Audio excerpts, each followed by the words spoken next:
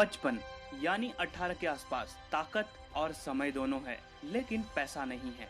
व्यक्ति जवान होता है, उसके पास पैसा और ताकत दोनों होते हैं, लेकिन समय नहीं होता है। बुढ़ापे में समय और पैसा दोनों होता है, लेकिन ताकत नहीं होती है। दोस्तों, ये लाइनें सुनने और पढ़ने में जितनी अच्छी हैं, रियल लाइफ में उतनी ही कड़वी और सच्ची हैं। इस पूरे श्लोक में सबसे महत्वपूर्ण चीज अगर कोई है तो वो है पैसा। अगर इस यंग एज में इंसान के पास पहले से ही पैसे मौजूद हो तो अपने समय को नहीं बेचेगा। सो आज हमने आचार्य चाणक्य की चाणक्य नीति से कुछ ऐसे मनी मैनेजमेंट रिलेटेड श्लोक उठाए हैं जिससे हमें बहुत कुछ सीखने को मिलता है। तो आइए सीखते हैं क्या कहते हैं आचार्य चाणक्य पैसे के बारे में। नंबर 1, धन की बचत। Minimize your liabilities and maximize your asset. इसका मतलब यह है कि आपको हमेशा पैसा ज्यादा कमाने वाले रिसोर्स को बढ़ाना है एंड हमेशा खर्चीली चीजों को कम करना है। भगवान करे कि आप एक दिन पैसा ज्यादा कमाने लग गए, लेकिन पैसा ज्यादा कमाने से कभी भी आप अपने खर्च को ज्यादा मत बढ़ाना, क्योंकि इससे आप कभी भी अमीर नहीं बन पाओगे और ना ही पूरे समय के लिए पैसे बचा पाओगे। अभी जो सबसे ज्यादा हालत खराब उन लोगों की है जो हमेशा लोन और ईएमआई के बीच फंसे रहते थे, क्योंकि मोस्ट ऑफ लोगों की जॉब जा चुकी है लेकिन बिल्स और रेंट अभी भी उनको भरने हैं। दोस्तों, दिखावे के चक्कर में अगर उन्होंने महंगी चीज ईएमआई या लोन पर नहीं खरीदी होती तो आज उनके पास अच्छी सेविंग होती, जिससे वो लॉकडाउन में बिना किसी टेंशन के जी पाते। मैं आप लोगों को आंखों देखी हाल बताता हूँ। मेरा एक जानने वाला है जो मेरे साथ में काम करता है। लगभग दोनों की कमाई सेम है, लेकिन खर्चे मैंने अपने बहुत कम कर रखे हैं और उसका तो पता नहीं कितनी तो ईएमआई जाती हैं, और वहीं मैं मेट्रो या बस से ट्रैवल करता हूँ तो वो खुद की कार से करता है। दोस्तों, अगर मैं पूरी शॉपिंग 10,000 की करता हूँ तो उसका केवल जूता 8 से 9,000 का होता है। तो दोस्तों, यहीं से पैसे की बर्बादी शुरू हो जाती है। दोस्तों, कई उदाहरण और भी हैं, जैसे कि महंगी घड़ियों का कलेक्शन। एक बार तो मैं साथ रह के मुझे भी शौक होने लगा महंगी घड़ियों का, लेकिन मैंने किसी तरह खुद को बचाया उस बुरी आदत से। दोस्तों, इस महामारी ने एक चीज हर इंसान को सिखा दी, खर्चे सिर्फ शो ऑफ और दिखावे के होते हैं, वरना बड़ा सा बड़ा घर सिर्फ 5,000 रुपए में महीना चला सकता है। दोस्तों, कई लोग कहते हैं कि लोग बहुत कंजूस होते हैं। दोस्तों, ये बात सच नहीं है। कुछ लोग अपनी लायबिलिटीज को मिनिमाइज करते हैं, इसीलिए पब्लिक उनको कंजूस के नाम से जानती है। इसी को कहते हैं live poor die rich. Number 2, धन है तो मान सम्मान है। आइए इस पॉइंट को डिटेल में समझते हैं। दोस्तों, आचार्य चाणक्य इस श्लोक के माध्यम से अपनी भोली भाली जनता यानी 2400 साल पहले जो उनकी प्रजा थी उसको धन की इम्पोर्टेंस बताते हैं। और हम इससे क्या सीख सकते हैं?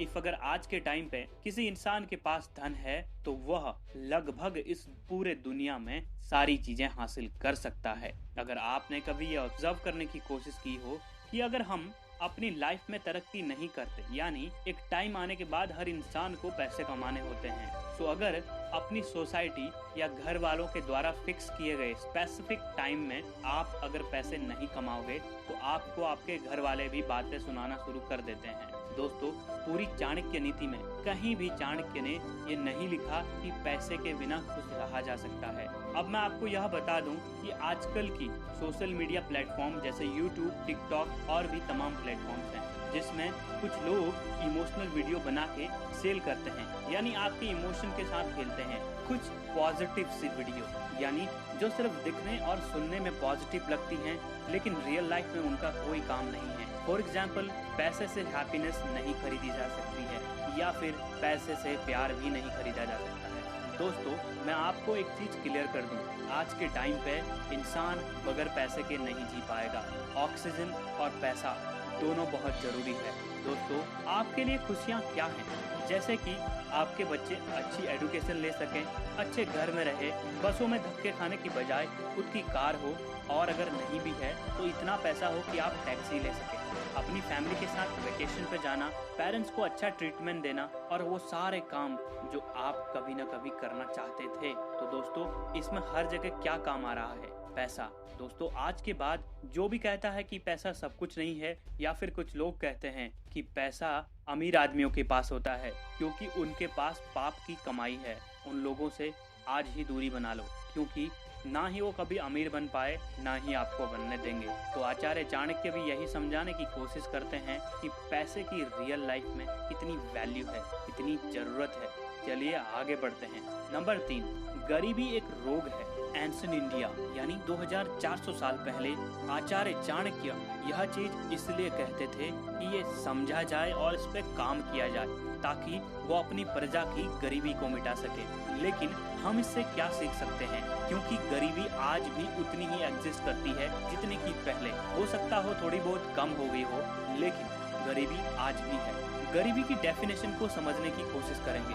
किसी ऑथर ने बात कही है कि गरीबी एक कैंसर की बीमारी की तरह होती है जो इंसान को धीरे धीरे धीरे हर रोज अंदर से खोखला कर देती है और इसी से वो इंसान जीते जीते अपनी जिंदगी में आगे बढ़ने की होप को खो बैठता है। जैसे कि एक गरीब स्कूल नहीं जा सकता है, वो बीमार होने पे अपना अच्छा इलाज नहीं करा पाता है, वह धूप या बारिश अन्य आपदाओं से खुद को नहीं बचा सकता है, उसके पास अपना आवास नहीं होता है, समाज उसको बुरी नजरों से देखते हैं। एक गरीब की कोई इज्जत नहीं होती है, हो सके तो उसे फजूल में मार भी पड़ती है। यह एक गरीब को धीरे धीरे कैंसर की तरह खत्म करती रहती है। फिर ज्यादा टाइम भूखा रहने के कारण उसका शरीर धीरे धीरे उसका साथ छोड़ने लगता है। यह रोग किसी कैंसर से कम नहीं है और इतनी सारी समस्याएं सिर्फ पैसे से खत्म की जा सकती हैं।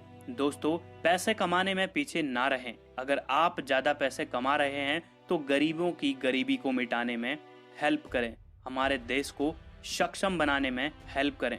आप यह जानकर खुशी होगी कि भारत में पिछले 20 साल यानी पिछले 2 दशक में बहुत तेजी से गरीबी घटी है। यानी गरीबी रेखा के ऊपर जीवन यापन करने वाले 1994 से 2012 तक 45% से घटकर 22% हो गए हैं और इस 22% को हमें और भी नीचे ले जाना है ताकि सब भरपेट खाना खा सके, चैन की नींद सो सके, अच्छी शिक्षा ले सके।